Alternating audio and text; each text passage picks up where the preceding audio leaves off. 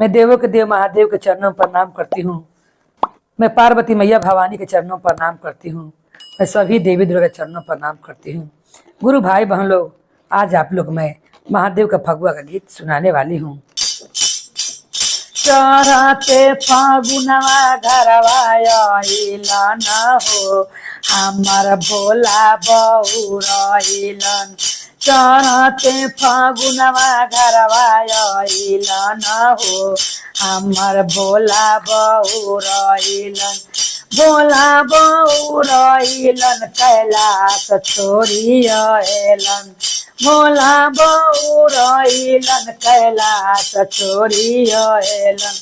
चढ़ते फागुनवा घरवा अइलन हो, हमार भोला बहू रइलन।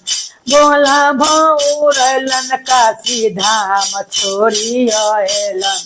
भोला बहू रइलन काशी धाम छोड़ी अइलन।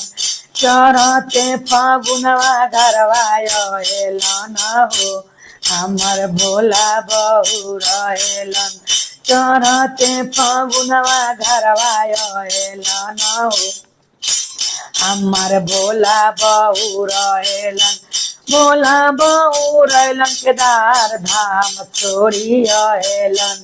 भोला बहू रइलन केदारनाथ धाम छोड़ी अइलन।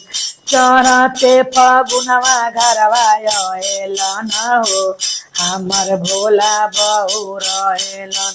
भोला बहू रइलन संग में भंगिया ले अइलन। भोला बहू रइलन संग में धतुरा ले अइलन। पीसा पीसा पिए भइले मतवाला हो, हमार भोला बहू रइलन। चढ़ते फागुनवा घरवा अइलन हो, हमार भोला बहू रइलन। भोला बहू रइलन जंगल चली गइलन। भोला बहू रइलन जंगल चली गइल। अरे ले अइलन बेलावा के पतिया हो, हमार भोला बहू रइलन। चढ़ते फागुनवा घरवा अइलन हो, सब धाम छोड़ी अइलन। हर हर महादेव की जय।